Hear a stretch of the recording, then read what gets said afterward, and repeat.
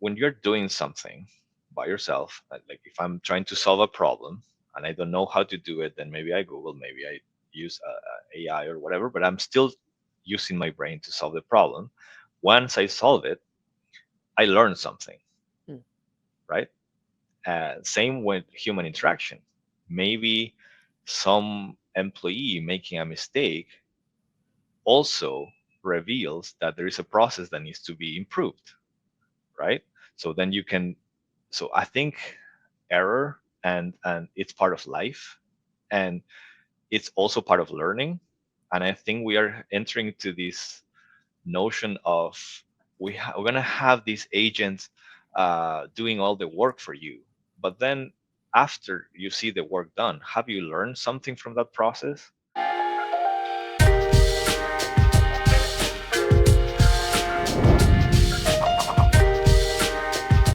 The freight tech hype cycle is real, but behind the buzzwords are folks actually building the plumbing that keeps your freight ops running. Eze Peralta is one of them, and he is back with SPI Logistics, VP of Technology, on the Everything is Logistics podcast. In order to break it all down for us, I am your host, Blythe Milligan. And of course, we are presented by SPI Logistics. And I was just telling Eze, his last appearance on the podcast a couple years ago, I believe, is our most popular SPI Logistics episode. So sorry to everyone, within SPI that's come on the show, but people love Eze. We're all good friends, so it's all good, I think. No competition or anything. Yeah. So let's set the stage. So for SBI, for folks who may not be familiar with your role within SBI, can you kind of give us a high level overview of what you do on maybe a day-to-day basis, a weekly basis? What does I guess a week in the life of Eze look like? Well, there's we have two main areas. So one is the things that we are building internally. The other area is the things that we need to maintain or integrate or are in relation to tech vendors. And so there's a bit of swing between those two aspects. So a lot of the time is meetings with vendors, trying to align the roadmaps of what we're trying to do with what they're trying to do, trying to keep up with all the new features that the new vendors that come up. It's a lot of time because evaluating tools and evaluating next steps and trying to sometimes um, might maintain the roadmap, but at the same time being flexible enough to pivot. So a lot of the time is that kind of more strategic point of view, and then there's a lot of time that is just coding or jumping into the the actual um, implementation. A lot of modeling and diagramming with the business users as well. Um, a great deal of the of software development. A lot of people focus on the coding side with software development, but in my experience, software development is a lot about modeling and understanding what you need to build before starting to build, right? It's like, for example, if you're going to build a house, you're not going to start, you know, cutting wood and laying bricks right away. You need some sort of blueprint. You need some sort of understanding of what needs to be built. You need to understand even, the terrain where you're going to work with and and a lot of other factors. So a lot of the time goes into that as well. And so for folks who may not be aware, SPI Logistics is a freight agency, and so you don't Mhm. have any. Some freight agencies will have an in-house brokerage team or an in-house trucking team. SPI doesn't do that because their internal team is set up and dedicated just to support their agents. And so you guys are, I believe, and correct me if I'm wrong, but you guys have a general tech stack that you use, but then you also accommodate the freight agents, and maybe if they have like a particular tech tool that they like to use, you'll incorporate that into sort of, I guess, the mothership of SPI. Is that accurate? Yes, correct. So we try to embrace also that diversity in our agents network.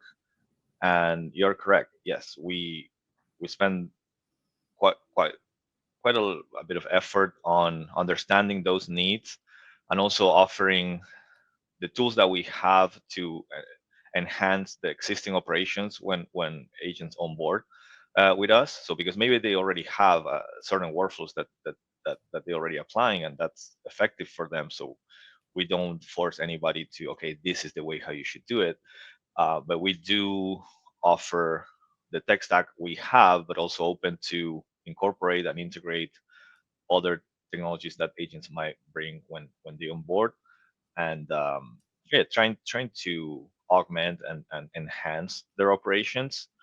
and and then this goes in line with what I was saying before, of understanding what is needed before going into the how we're going to do it, right?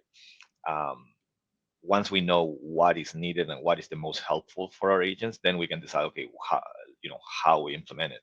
Sometimes that is um, getting a new vendor. Sometimes is building some customization on an existing tool. It could take any shape, basically. Are there any sets of tools that your agents are using every day? Well, the TMS is what our agents use every day, and I think the operations, we have all the track and trace um, capabilities that sometimes some agents would go directly into the tracking portals because they have specific needs, or some other agents will use these tracking capabilities within the TMS. Similarly with posting, sometimes people would use posting directly to the boards. Sometimes people would do it through the TMS, but we try to have a layer of control of all that data and where it goes, where it's coming from, so we can also offer some insights and analytics on that data as well. And then we have, yeah, for example, tools for procurement capacity or risk management that we created internally. And a lot of the times what we do is try to aggregate that very vast landscape of data into more actionable information. So, instead of our agent having to go into 5 different portals to make sure that their carrier is not fraudulent, um, then we kind of like consolidate all that data, and we say, hey, yeah, this is a good to go carrier, or this is flagged for these reasons. Yeah, trying to also combat that tiredness that comes. Sometimes people drop the ball on certain things related to risk because it's just too cumbersome going into different places, to having to check in 10 different portals to make sure that your provider is good to go. So people stop doing it, right? people Hmm. people stop checking because it's just cumbersome. So we try to also think about that and like make sure that we make it easy, so those tools are used, right? Oh, that's super interesting. So you essentially are, using different maybe, and I'm just spitballing here, but like a highway and a carrier assure, and some of these vendors that do are in the same realm but do things a little bit differently, but they all help give a fuller picture. And so you're Yes. able to build that into a dashboard for your agents. Yeah, and sometimes even aggregating it, we have tools where the result is, you're good, you're not good, and up to that point. And then if you want to see more details, you can go into the portals, or you can expand on those details. But yes, we do that like with all the compliance vendors we have, because sometimes maybe highway has some insights or flags about specific things, like for example, where these carriers are accessing the system from. Hmm. But then maybe freight guard, they have very it's people who are reporting these carriers, right? Carrier 401, for example. So you need both, right? Because one will give you certain insights, the other one is going to give you I don't know, highway, for example, will give you insurance information, inspection information. But if someone got burnt by a bad actor, the first thing they're gonna do is most likely is reporting it to 401. So we also want to action on those reports as well. So one of I heard you talking about this with Chris Jolly on the Freight Mm. Coach podcast that you guys were at Technovations TIA's Technovations in late 2024. I'm sorry, I missed that. I was actually in Jacksonville, Florida, but I was getting married that week, so I couldn't Oh, I couldn't sneak away to go makes to go sense. to that conference. But I heard that AI was just everywhere, as it is with most, freight conferences right now. What's your? I hear you laughing there. What's your, I guess, overall take on it? Is it hype? Is it a buzzword? Is it, yeah? Is it valuable? Is it kind of all of the above? I think it's all of the above, and I think AI is a very vast field. So it's not the same saying what we are using the hype this current hype wave of AI is most related to large language models, Hmm. which is the ChatGPT. But artificial intelligence is something that existed for a while.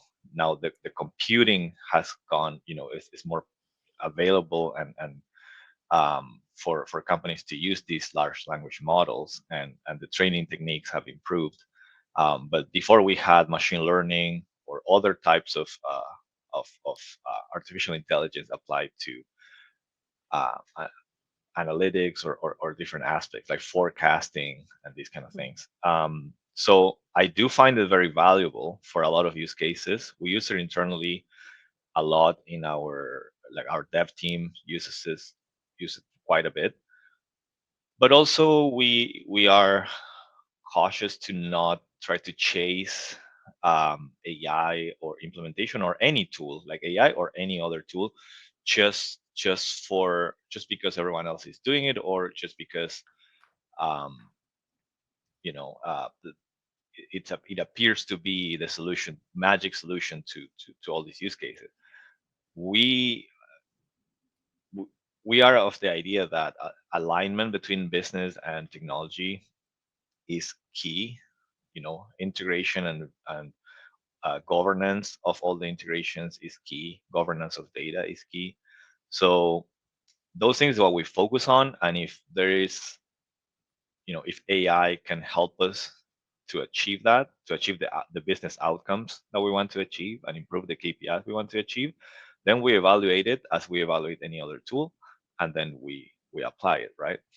Um, but we are, you know, we try to keep focus on what is important for our agents, what is important for the business as an organization. And yeah, we do use AI and in many ways, and we are adding more use cases to it. But at the same time, I think there is this notion that is going to come and solve everything for everyone, and suddenly it's gonna replace workers and all these things, and like that's not something that I mean we don't see it that way as much. Yeah, you can automate phone calls and these things, but what about the when things go wrong? Nobody wants to talk with a machine, and most of the logistic business is managing risk, right? And are you going to let a machine to manage that risk for you? Are you going to let a machine do that negotiation or do that relationship building for you? um, so it's yeah, if if you have a mature enough system, then you can connect with your shipper via API, and then you don't need to have like a voice agent, calling a shipper or. Hmm. But at the same time, there are certain use cases that yes, for support, we had these autoresponders for phone for years, where you say, hey, give me your load number. You just type it in the phone, and so it's not very, it's not that different than that. Hmm. um, and then you have also the ethics aspect, which is, I was reading a LinkedIn post. I don't remember who it was from, but it was something in the lines of, I was talking with an AI rep, and I asked if it was an AI. They said no, but then they found out that it actually was an AI. Hmm. But it seems that this AI was trained to lie, right? To say that it was not an AI. So I think we should keep being honest. So, and that's non-negotiable, right? No, that's a very good point, and I think that that's something that, that's a concern that we've raised in the past and in previous episodes on when do you disclose that you're talking to an AI agent? And I think most people are fine talking to an AI agent when they need an answer quickly about something, where's my load, something like that.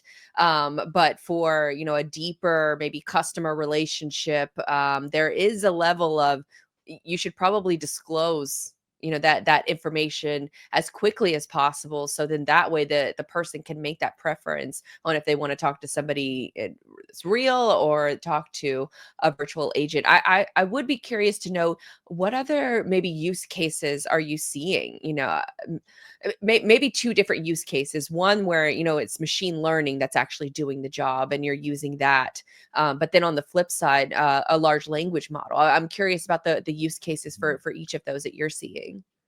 So machine learning is mostly used on analytics and forecasting or Mm, finding anomalies or things like this. So you have data from the last, let's say, 10 years, and then you try to find seasonality. You try to find like certain patterns that would be more difficult to find just manually or trying to dig into all that data. So and so for that that's a good use case, and you can also train it to find trends. Oh, we when these metrics are how metrics relate. Oh, when these two metrics are going down, it means that um, your business is trending up, or mm. I don't know, or you start finding those relationships. And so for analyzing those huge amounts of data, it's machine learning. It's valuable.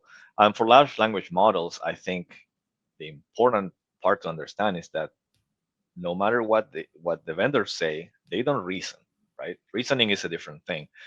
They just predict the next token, the next symbol that's should be there according to their calculation or their training.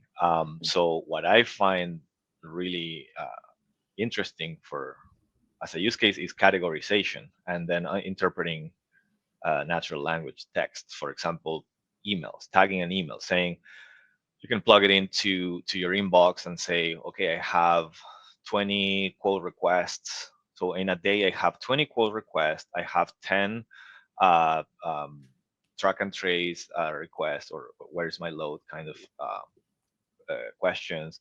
Then I have 15 um, carriers asking for posting, and then I have 3 complaints, and then you can categorize all of that, and eventually you're gonna have enough data to understand your own inbox, for example, much better, right? And then from there you can automate. Oh, when this type of request comes in, or this type of email comes in, then you can auto generate a response as long as it fits with that category, right? So categorizing, I would say, understanding topics or subject on text, and then creating some sort of simple responses or templated responses for certain type of inquiries. Those are, I think, really good use cases. And then with as you were talking, I was thinking about, is there any, I guess, safety issues that go on with, using a large language model that, maybe agents should be a little cautious of putting, personal information maybe into some of these systems, or is that concern maybe largely overblown?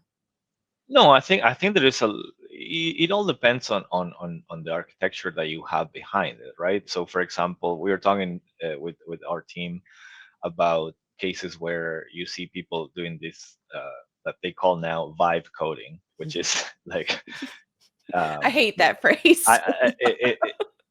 it is what it is. and Yeah.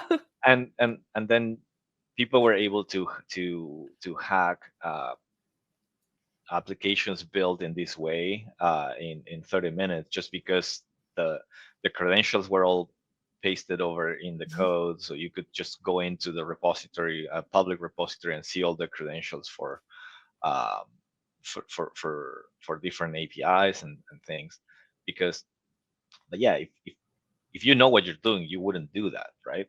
So if you don't know what you're doing, then you maybe think it's fine. And you trust that the AI will do it okay for you, and then you just ask the AI, "Oh, make it secure." And that just doesn't work. You can't just tell the AI, "Oh, make this application for me, make it secure." I wish it was like that, but there's so much more to it. So I think security is one of the big topics to think about when thinking about AI, for sure.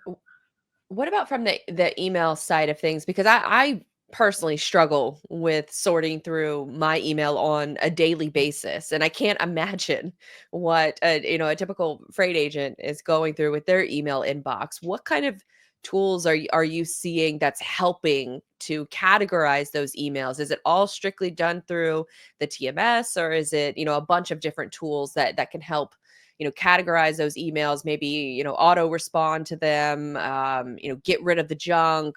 Is it a bunch of tools, or is it one or two really good tools?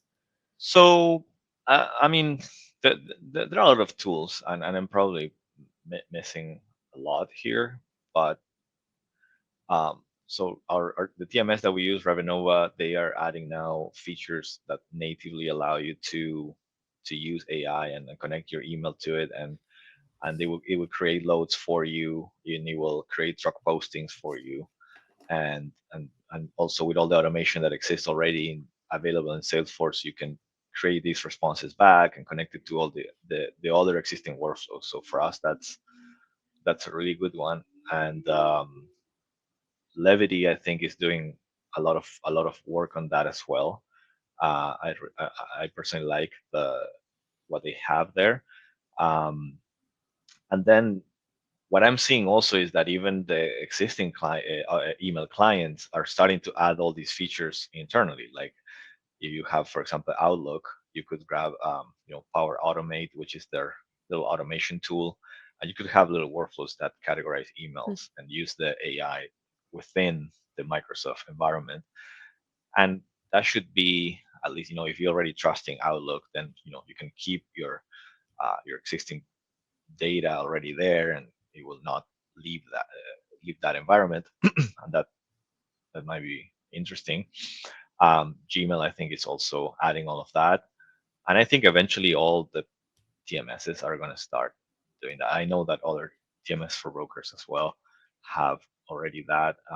I know that yeah, tools like Parade also have some email automations going on. I haven't tested it really, but yeah, I think all of those tools should do a good job on categorizing emails. It's not, at the same time, I'm seeing more and more orchestration tools, or the tools that allow you, like, to create your own automations, and a lot of people are starting to build their own automations around email. I was talking with Sarah from SPI Logistics, and she was telling me about some AI tools and that they're using for some use cases, and I think it's called Sola AI. And so any tool should work, as long, again, it all comes down. I want to bring it back to, have you modeled your business process? Do you know what your business process is? Do you know how you're going to measure if your process is working or not? Do you know what's the outcome that you're trying to achieve? Because if you don't know that, then you're going to go into the how, the implementation, without knowing the what, and then it might fail, and then you're going to think that the problem is the tool, that the problem is, oh, this AI is not working, or this doesn't work. but but how are you even measuring if it's working or not? Because you didn't know what your performance was before. You don't know the metric that you need to look at to know if your performance improved. So then it's like, it's all going to be gut feeling. And of course, the gut feeling at the beginning of implementing a new technology, the gut feeling is going to be frustration, most likely. But if you have the metrics in place and the business processes modeled properly, then you're going to realize that, oh, well, I'm frustrated because I don't know how to use this tool, but objectively, these metrics are improving. right? So um, I like always taking it back to that. Like the the business process needs to be solid, and needs to be documented, needs to be um, refined, and it needs because if not, you end up with the vendor deciding for you how you should be working, Hmm. and that's, I think, advice for for anyone evaluating tech. You know, tech vendors will generally tell you that they can do everything. You're going to ask them, oh, can you do this? They're going to say yes, because generally you're talking with a project manager or a sales representative, and then they're going to go to the developers, like teams like my team, and they're going to say, hey, I sold this new feature, now you need to build it. And then when you roll it out, then you're like, well, but like, how does this match with my existing workflow? What and there's a lot of friction. So if you don't know exactly what you're looking for in terms of business processes, um, it's gonna be harder for a vendor to be effective, right? And it sometimes it's not even a problem of the vendor, because you know these are tools, and if you don't know what to do with the tool, then also it's it needs to be on both sides, a commitment on both sides. Yeah, no one wants to do the boring and really underrated challenging part is documenting your processes, because you have to be prepared to rip them all out if they're not working. But just simply documenting them is, I find it, personal experience, just very like draining on my brain. But once I get it done, then I'm so relieved, because then I can figure out, okay, what do I need to do? What can I outsource? What can a tool do?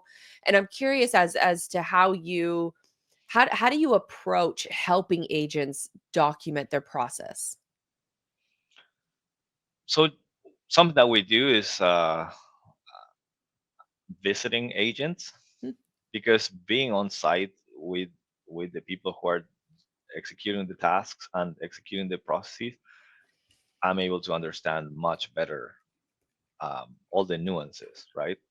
And also, I don't like this idea of the tech team being like isolated, and then requirements come in and people, the dev team doesn't know what the process is, and we try to, all of our team is involved in these modeling sessions, and we generally we try because we know also that agents are very busy, and we don't want to also you know take out too much of time or effort on that. But when we do these visits, we try to document as much as we can about what we see, and then we come up with a plan of, okay, this is the process that we see. These are the points, the critical points that we could maybe improve. We have these tools available to help you on this particular point, and then asking a lot of questions. I think listening and asking, it's key, because again, if we, in a way, the tech team is like a vendor for the agents, right? In a way, like it's an internal vendor, but we need to provide something that makes sense. And in order to be able to do that, we need to understand what the problems are. And so, yeah, a lot of, yeah, listening and going on visits, because on a Zoom call you can get an idea, but sometimes you just need to be there to really to hear the phone ringing, oh, how many, how much of the time is being spent on answering these calls. Oh, what if we have a tool here that can filter out these calls and like tell you which call you should take first, and how do you, how does that impact your overall time to cover a load, for example. Just to give you one example, something that we did was also, um, one of our agents was having a lot of inquiries for posted loads from boards, and what we were and they were copying and pasting a template to respond to these inquiries. We're like, oh, what if we try to automate that? And so we just you just set up all your pricing in the TMS, and then we can just find the load that they're asking for, and then give them back that information. And if it's covered, instead of telling them, oh, it's covered, we find similar loads in similar lanes, and we think, oh, that load is covered, but we have these other loads, right? Um, but we needed to go visit the agent to really understand that, right? How do you approach, when you're thinking about, onboarding a new agent, or maybe it's a current agent that is looking at a new tool, how do you decide what to say yes to and what to maybe caution them on? Yeah, I don't want to be super repetitive, but I bring it back to what is the use case that you're Mm, trying to resolve? What is the business process that this fits in? Because sometimes you realize that by moving a few pieces in a different part of the board, right, then you are also, changing the tension on on on on the part that you're interested in. So sometimes it's okay. Let's try to quickly understand at least the skeleton of the process that you're doing, and understand if it's a tool what you need, or maybe it's a shift on some other structure, right? That might be, um, maybe it's a tool that we already have and that they don't know that we have. Maybe it is a training issue. Maybe it's a lot of the times comes down to training. It comes down to knowing the tools that we have available, because there are so many that sometimes it's like, well, if you're an agent who is doing truckload only, maybe you don't even know that we have an LTL program, mm. or that we have a customer portal. That so they maybe are looking for a vendor that might give them a portal for LTL integrations. I don't know, and then you're like, hey, we already have that. We can we can just set it up for you. And so yeah, a lot of times goes back to that, understanding where does that fit in the overall business process, and if it's needed, then we're gonna talk with the vendor and make sure that that can be shared, with the entire network. And sometimes we set it up for a specific office, and we help that specific office to get that one vendor that they need, because reality is that there are certain vendors that make sense when you have a specific type of office or specific type of shippers, and there are, so it's like, why other agents should go through the process of onboarding that if they don't need it, right? um, but yeah, just long story short, it comes back down to business process and where does that fit. And technology should be an enabler of that, not just something that you bolt on trying to just fix it on itself. Yeah. Like a square peg into a round hole almost. Yeah, and in my experience, those type of involvements have not gone uh, very well. Hmm. A lot of the times it's a solution in search of a problem, right? So let's try to understand the problem first and see if this is a good solution. So with all of the, remote offices, the tools we've talked about, how do you approach the cybersecurity elephant in the room? Well, we're cloud. Our TMS is cloud based, so a lot of it's delegating the main uh, the main operational system, that is the TMS, delegating a lot of that security uh, to a company like Salesforce that has invest billions of dollars in security. And and so we don't have anything on prem, on servers on prem.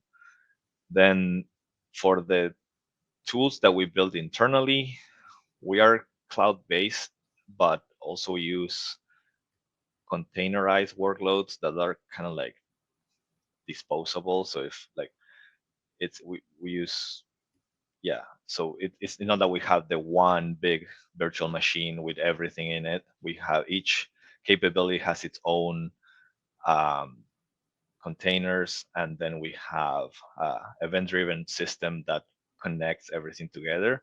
So we try to incorporate the security on the design itself Hmm. of the solutions that we do.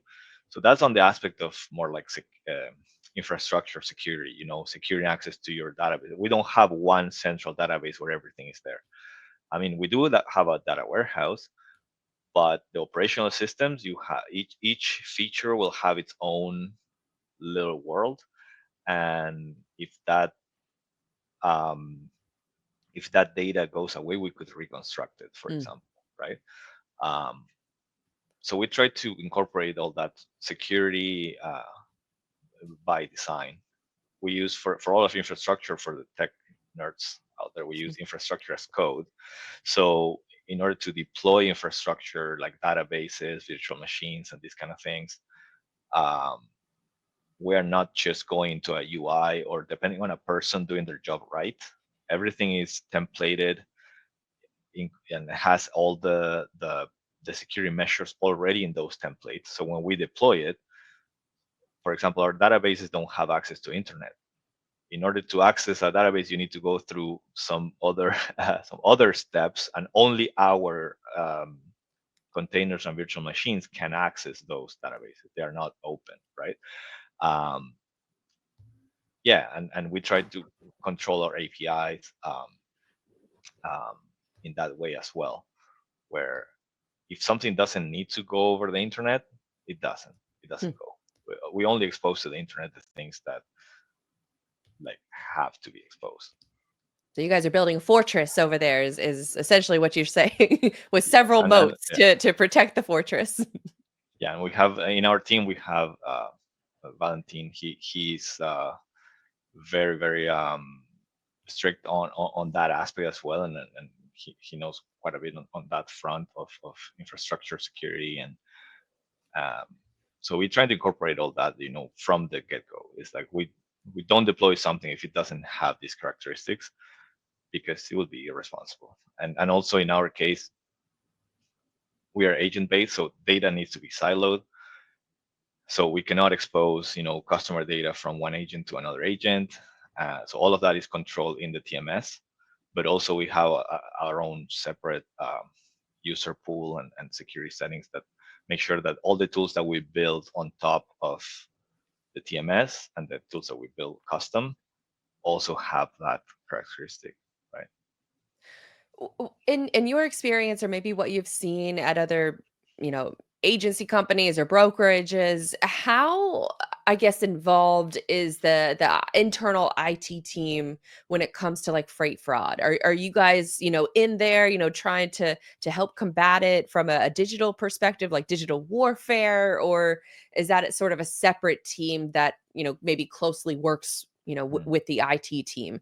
I'm just trying to, I guess, maybe understand where IT kind of plays a role when it comes to the dramatic increase in freight fraud across the industry. I think in order to have an effective security strategy, you need everyone to be involved, and IT needs the business users to to be the ones also pushing the risk management Mm, initiatives. In our case, we're very lucky that uh, everyone in our team are it's very much aware. Our um,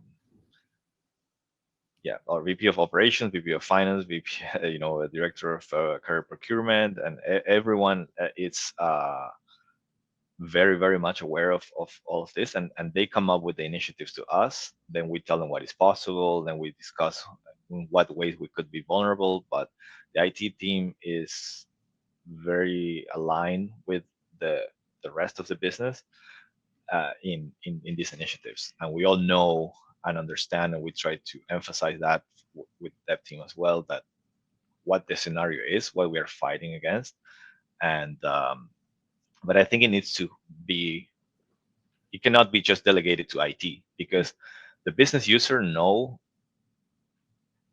a, a, a, a lot more than they think sometimes about security, because they know how a business process work. They know, for example, with when you see these schemes of fake paperwork, or these carriers buying MC numbers and doing all these maneuvers, they know all the business users know all the intricacies of that from the business perspective, and IT can put in place measures to, but we need to know how that works mm. sometimes, and we need to be, yeah, in collaboration constantly. I think in order to be effective, you need that. You need everyone on board. It's not gonna work if just delegated to IT, because it's just gonna be a very partial view, and you're gonna be covering this side, but then they're gonna attack you on the other side. And a lot of the threats are social engineering. So there's only so much you can do on the IT side against social engineering, because if people are giving away their passwords because someone just tricked them into doing it, you know, Is there's that only sort of the crazier side of it that you've that. seen, is just people willingly giving up that information? Yeah, our James, our CFO, always says that don't click the link. Like, if just you get an email with a link, that just don't click it. Like, you can reply back, you can call the person, you can try to, but don't click it, because most of the times when something happens, that someone gains access to an email or something like that, is because someone clicked the link, or someone got a call, got tricked into going to a website that was not the actual website, and there's always something like that. And um, so yeah, I think definitely the most scary part and the most difficult to combat is the social engineering threats. Are there any examples that you've seen that have, like, maybe at other companies or something, what they're dealing with, that has the creativity of a fraud scheme has almost impressed you? um, I think what impressed me is when the quality of the emails that people are crafting, and sometimes even how they are putting malicious code inside of PDFs, for Hmm. example.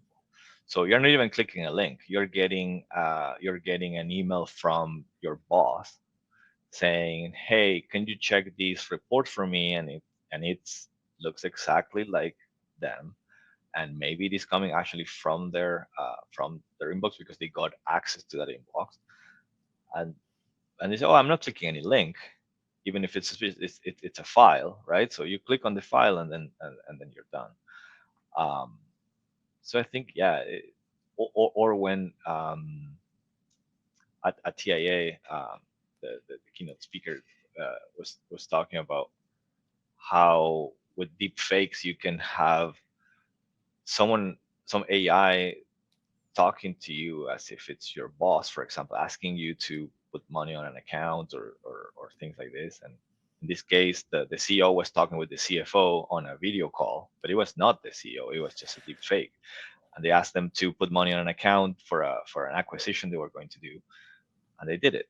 And, like, how can you combat that from Yeah, how an can you do IT that? perspective? Like, it's it's very hard, right?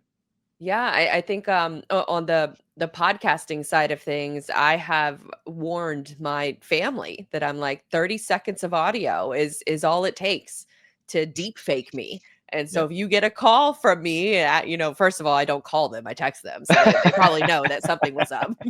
But Yeah. if you get a call from me, we've developed like a safe word within the family, that you're going to use in the event of something like that happening, where we would call and ask for money or something like that. We have a family safe word. It kind of sounds like maybe we need to do that at the corporate level too.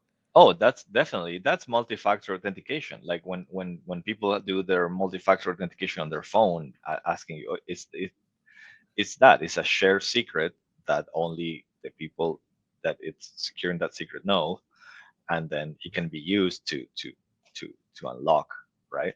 Whatever you need to unlock. And in this case, that safe word is acting as that, multi-factor. Are you actually you? It's like, um, so yeah.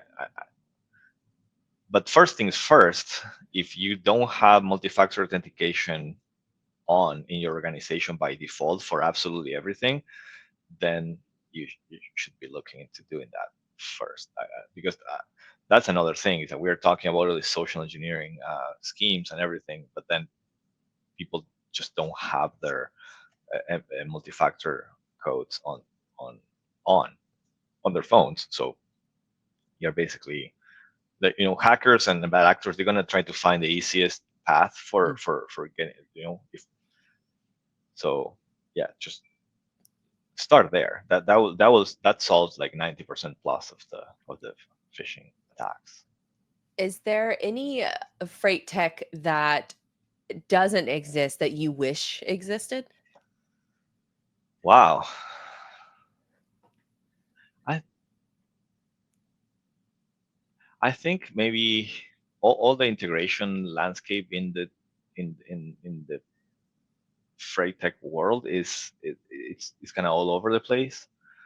So I think some sort of standardization of Mm. what we all think a load is, what what what kind of events are relevant to a load, or so I think some sort of, I don't know if it's a software itself, but some sort of agreement or standardization on how we're going to communicate these systems, I or like how that. between systems. EDI was an attempt to achieve that, and I think it is still being used in part because of that, because it was somewhat successful in at least creating a base standard that then everyone derailed from that standard and ended up doing like each EDI is its own world. But with APIs, for example, it's happening that every API is different, and you have all these point to point integrations, and um, there's no standard. And I think it generates a lot of waste for a lot of organizations having to maintain software that is just a pipe to put data from A to B, right? So that, I would say, yeah. A lot of the times, even for vendors, it's like it's not valuable work. It's just something that you need to do in order to get data, and then you start, adding value with your product. Now, last few questions here. For a potential agent that's thinking about making the switch, is there anything that they need to do on the tech side of things, on their end of things, to better prepare them for making the jump to, maybe hopefully SPI, but maybe another company? Is there any, I guess, maybe standardization of what you would recommend for an agent to get ready to make a switch? I think asking the questions to the agent network that they are evaluating about what's their tech stack, but not as listing the vendors that they use, because that you could have a really good list of vendors but not have them working together well, Hmm. right? So it's like, okay, can this um, network give me fulfill all the use cases that I need to fulfill? For example, we push data to shippers. Sometimes they need it as a CSV file with a very specific format. Sometimes they need it via API. Sometimes they need it via EDI. Sometimes they need it as they come. Sometimes they need it in a schedule, right? So if you have shippers that are requiring this type of technology, then you need to ask very clearly at the beginning, hey, can you push data to my shippers in the way they need it? Hmm. How long it takes for you to complete the new integration if a new shipper needs it? For example, can you automatically quote? Because I have a shipper that asked me to respond to a quote within a minute. Can you do that? Like, um, same for carrier fraud, carrier vetting and compliance. It's like asking the questions, but trying to get to the, the proper depth of the question. It's like, oh, do you use one question could be, oh, do you use highway, or do you use RMIS, or do you use my care packets? That's one way of asking. Another way of asking is like, how do you handle with a carrier trying to do this? How would you prevent this from happening? Or how do you use those tools in order to protect me or protect my business? And um, I think, yeah, trying to find the depth in the questions beyond, oh, we use this vendor. Okay, but how you use it, why you use it, why that one or not the other one? Like trying to get a bit more deep into the asking. Yeah. Is there any actually, one more quick question that just popped in my head. AI agents, Mhm. not necessarily like the call ones, but the ones that are promising, to fix, be your internal marketing department or be your internal sales department. Do you see the rise of sort of AGI agents that, you have a little, minions that are doing all of your work for you? To be honest, like from what I've been seeing so far, I think we're far from it Mm. still. Um, Whenever I try to, I mean, I use a coding tool that has some sort of agent in it, and it also has like an autocomplete feature. I end up using the autocomplete more than the agent because Mm. a lot of the times the agent is just going to go in a loop of trying to solve a problem, but in a very kind of like naive way. And maybe it's not understood for certain tasks. Yeah, I can see it working for certain tasks, but I don't see it happening at the level that is being advertised of, oh, now you're going to Yes. have these digital workforce that is going to just do all of your calls for you, and it's going to give you all, all these benefits. And I have yet to see something that shows me that that's possible. And that's uh, and also one aspect that I was talking with my team yesterday is what you get, when you're doing something by yourself. Like if I'm trying to solve a problem and I don't know how to do it, then maybe I Google, maybe I use AI or whatever, but I'm still using my brain to solve the problem. Once I solve it, I learn something, Mm. right? Same with human interaction.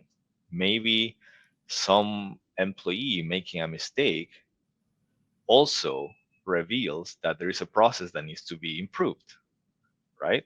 So then you can, so I think error and it's part of life, and it's also part of learning.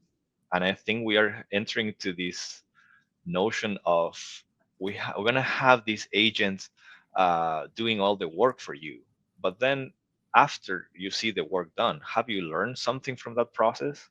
So I see one of the possibilities is that our learning curve, it goes up, up, up, up, but then now we are just delegating all this resolution to these automations, but we don't know how they work because nobody knows what an AI agent is thinking, and nobody is, even if we could, nobody's going back and say, oh, how did you reach this conclusion?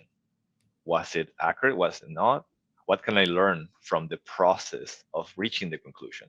So I am a believer that that process of reaching a conclusion is really valuable, and learning from these processes, learning from mistakes is valuable.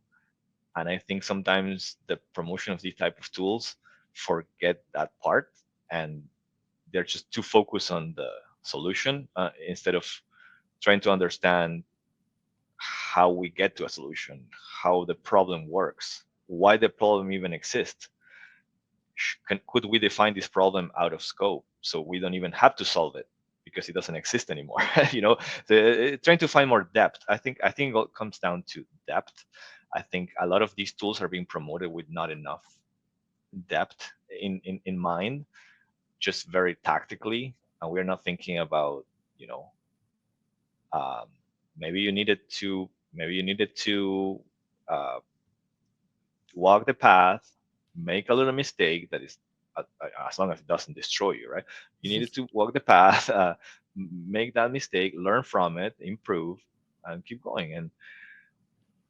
And you can still do that while you're using AI agents, but if you just delegate everything to and then you don't think about it anymore, then we're becoming kind of like thinking lazy, right? Like we're becoming lazy at thinking, and I personally don't like that. I completely agree, and I echo that statement because I on one side of the coin, I will say that, these even like Grok's deep research tool, I love it. But I use that inside of ChatGPT in order to help me come up with an interview flow. And yeah, I did it for this interview, for Mhm. example. I took our previous episode, I took the transcript, I said, give me a landscape of, the current freight trends and freight tech trends and technology and things that are on the market. analyze the transcript and then come up with an interview flow based on that. And I would say probably 60% of the questions were pretty good. But if I didn't do the active listening to our previous episode and also to other episodes you've been on, I wouldn't have been able to, I think, craft a better interview for the sake of this conversation. And so I I don't know that that's something that you can replace, is that active learning of by doing it. You have to still do the thing. And maybe there's some ways where you can automate the boring stuff, but there's still a creative aspect, that creative problem solving and learning, that I think is still needs to be prioritized. Yeah, and in this case, the process you're describing, you were driving the process. You were not delegating to an agent that was driving the process, an AI agent that would drive the process. You were driving the process. You were using a tool to categorize, to give you, some help, but you were in the driving role. And I think that's important. And also, it's like it's fun to be a human, and it's fun to connect with humans. Big fan of humans, so Don't tell the AI that. No, I'm kidding. it already knows probably. So No, I, that's a topic for another podcast. But like then there is that aspect of like, do you want to be working with an AI agent, or you want to, are we working for what? Are we working for humans? Are we working for ourselves, for human species? For That's more philosophical maybe, but comes into play too when we're talking about replacing people. Like it's like, nah, I don't know.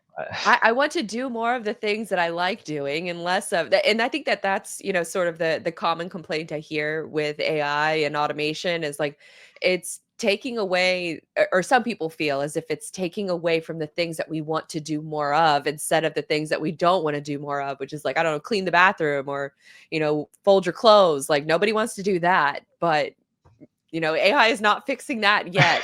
And that's what we want it to fix. We don't want it to take away the things, that do make us human: creative problem solving, creative adventures, things like that.